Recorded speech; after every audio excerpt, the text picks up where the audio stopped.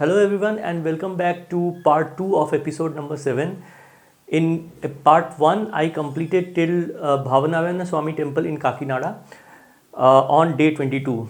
So in this part I would be completing what we covered in day 22, which are the temple at Samalkota and the temples of Biccavolu.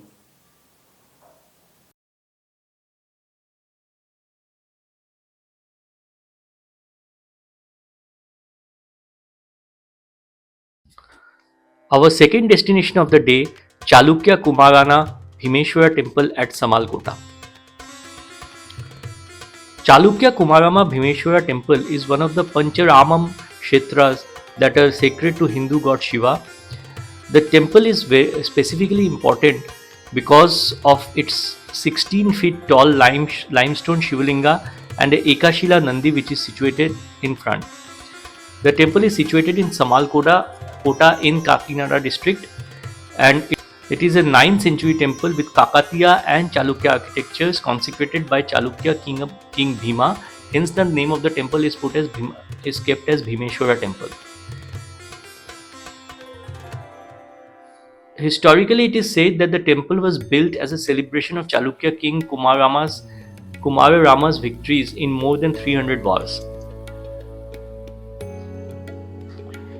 The other 4 temples of Pancharamam are Amara Rama temple at Amaravati district Guntur, Draksharama temple at Draksharama, Shirarama temple at Palakollu, Somarama temple at Bhimavaram, West Godavari.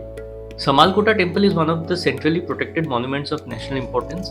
The limestone linga installed in the shrine is almost 16 feet in tall, that rises from the pedestal on the ground floor and enters on the second floor by piercing the roof, where the Rudra Bhaga is worshipped. The entire compound has temples of Amavaru, Kalabhairava and Lord Shiva. A beautiful lake is situated at the back of the compound where one can spend some time. This Shiva temple is unique because of its limestone Shivlinga, and the worship of the linga happens in second floor. There are inscriptions dated back to 1147 to 1494 which are found in the pillars of this temple, which also have lists of gifts given through the ages for the temple. Recent excavations in the temple compound of the temple has yielded many figures dated back to 1000 years and now present inside the temple. Talking about the legend of the temple, the Puranas mention this temple at Yoga Kshetram, which means a person who has the yogam to visit will visit the temple. Yogam means opportunity given by God or boon. Talking about the architecture, a mandapam supported with 100 pillars is built here along with Ekashila Nandi, single stone bull at the temple entrance opposite to Shivalingam. Goddess Shri Bala Tripura Sundari is also worshipped in this temple. Originally, the temple was built by the Chalukyas, while the Kakatiya rulers between the period of 1340 to 1460 have added and renovated the temple pillars with very fine sharp finishes. The work of Chalukyas and Kakatiyas is very easily distinguished by the well decorated and polished pillars in the temple to the rest of the temple, both new and old. The construction of this temple is so solid that it has not changed much through all the years when compared to Draksharamam temple. I would like to mention here that photography is a bit prohibited inside the temple. However, somehow I managed to use the DSLR in the middle floor from where the Shivlingam was a bit visible. So I have provided that video here. Please be careful while using big cameras. Mobile cameras are used anywhere inside any temples.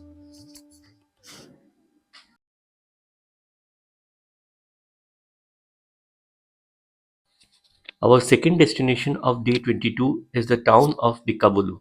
Biccavolu, also named as Birudan Kinavolu, is situated around 30 kilometers from the city of Kakinada and is home to a number of important and ancient temples, especially stone temples of Lord Shiva, all built by the Eastern Chalukyas between 9th and 10th century period. These are all architectural masterpieces, and especially a stone sculpture of Ganesha, which is now kept in in one of the temples. Lakshmi Ganapati temple is a masterpiece.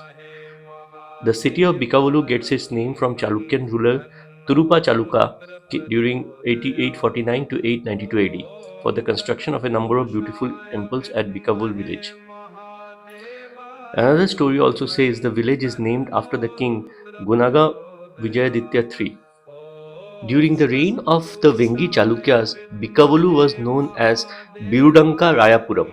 Biccavolu village, situated in East Godavari district of the Andhra Pradesh, is known for its famous Subramanya Swami temple or the Golingeshwara Swami temple.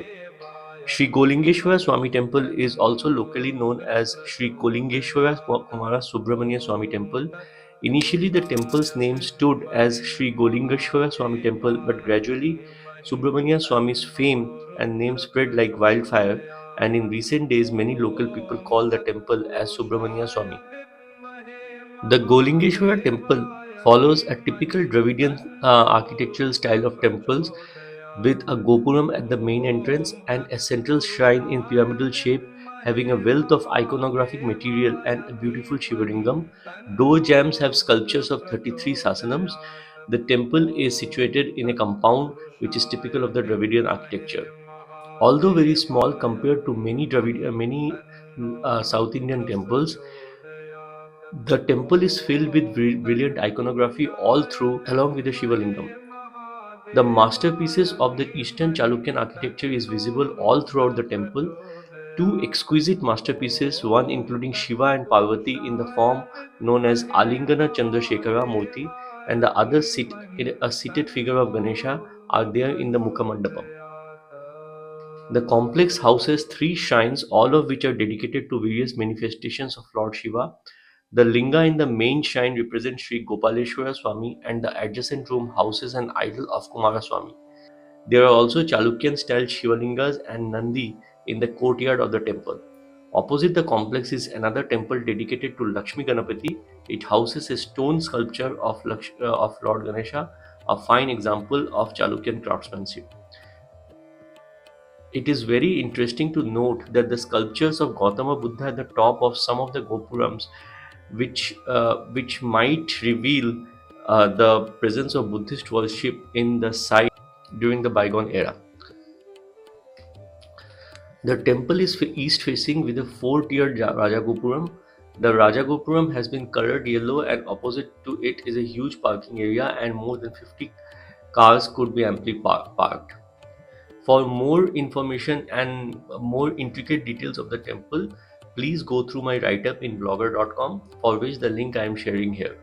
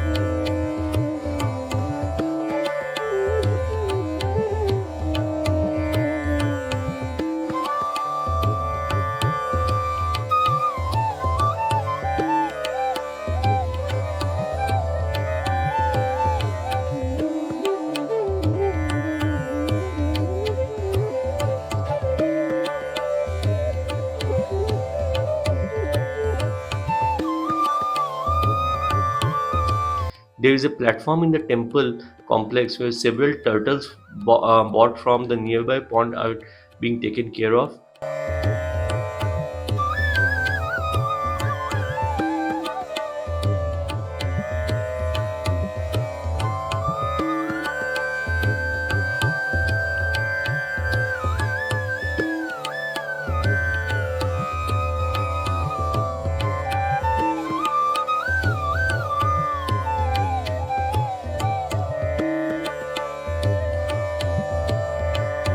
Apart from the main Golingeshwara temple, There are multiple stone temples which are present in and around the town of Golingeshwara. Shiva Temple 1, which is close to field, and Shiva Temple 2, which are inside the field, were both inaccessible to us. Shiva Temple 1 is on the road, very close to field. We could visit that, but the gate was closed. While Shiva Temple 2, which is inside the field, unfortunately, we could not find a way. I have seen many photographers taking photos from inside the temple, but unfortunately I could not find a way to go inside the field. We tried a lot, but there were no way.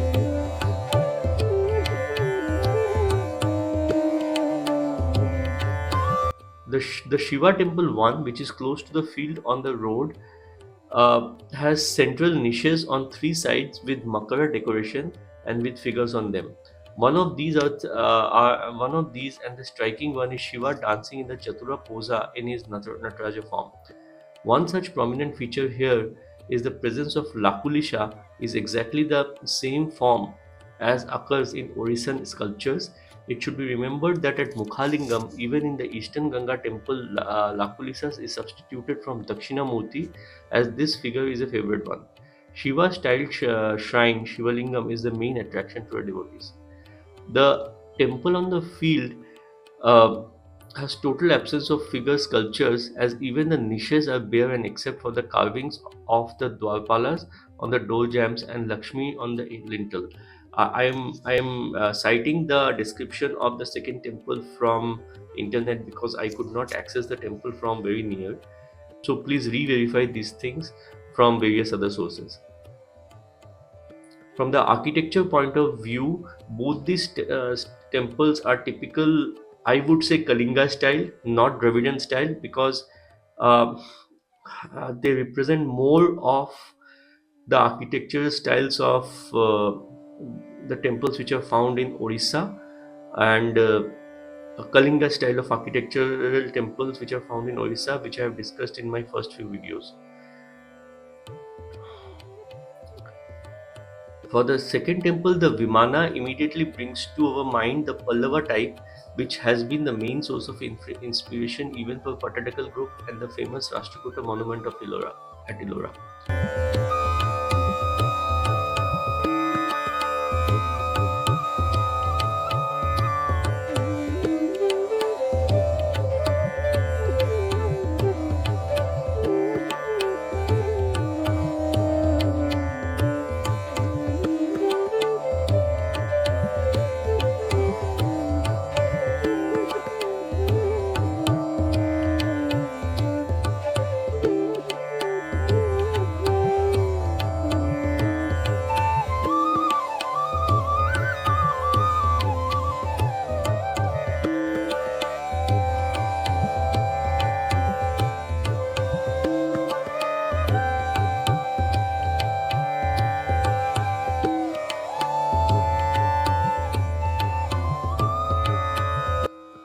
The Biccavolu town is known for a monolithic Ganesh in fields.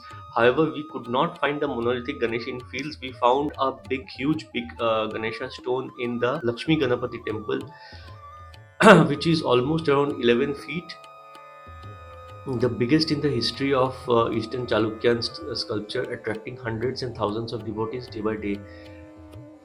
Till the time of Ganesh Vijayaditya, the single pair of arms of Ganesh continues, though in his time the additional pair is also introduced. Two views of seal of Gunaga Vijayaditya from Satluru showing similar Ganesha on one side and Lakshmi on the other side are found.